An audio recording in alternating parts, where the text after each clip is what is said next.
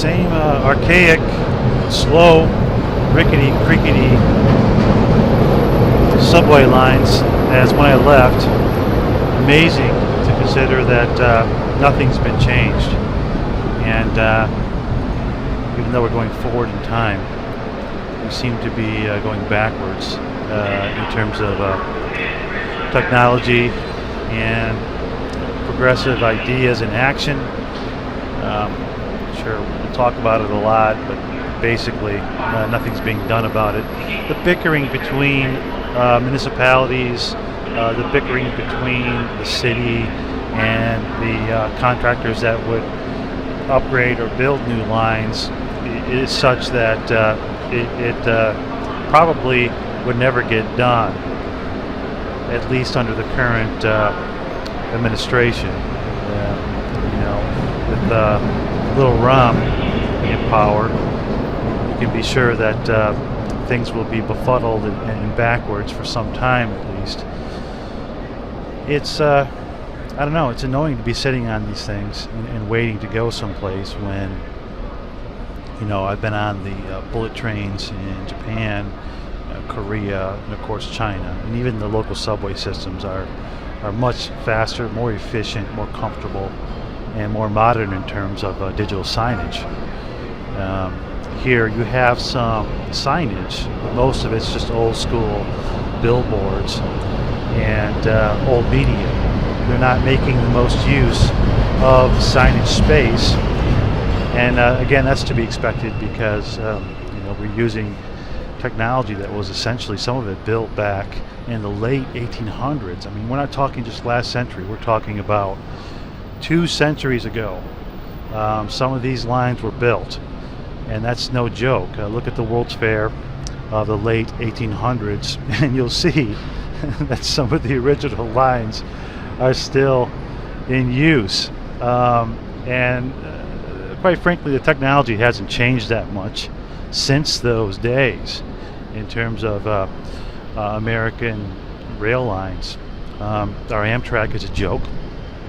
It's relatively expensive compared to what the Chinese long distance trains are. I've shown you many videos on that, so you know the situation there. You know how much I've spent on tickets. You know then that of course you can get to Shanghai all the way to Beijing for less time than it would take you to go to the airport, go through security, get on the plane, get off, get your bags, etc.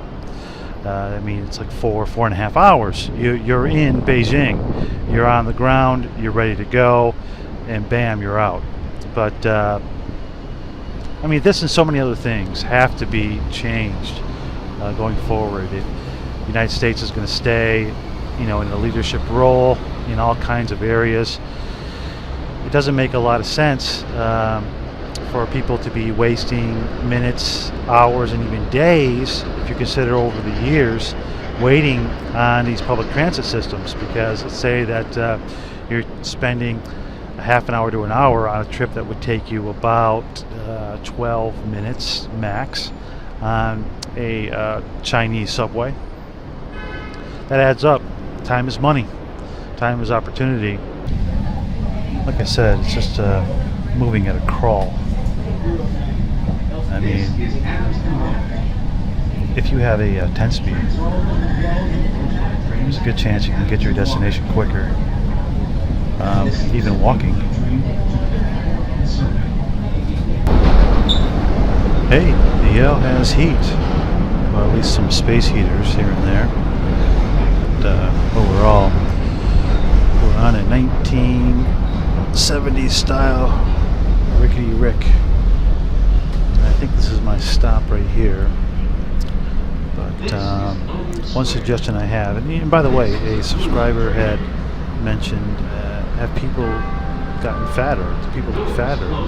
Yes, of course. I'm not sure if they've gotten fatter, but when you've come from Asia, where people are smaller in stature and thinner, everything's going to look bigger. You gotta get off that skateboard. Take me on the skateboard down here.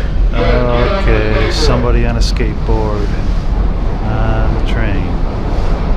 Doesn't like that. Well, anyway, yeah. So of course, but one suggestion, I get a lot of this when I talk to people that a lot of women are saying chivalry is dead. Chivalry is dead. What's happened to men nowadays? And my reply is, stop wearing yoga pants every day. Dial it up a little bit. Nothing brings out a man's chivalrous side than having a dame all dialed up and looking presentable. But when you wear the same yoga pants every day, it's real difficult to get a reaction out of the gents.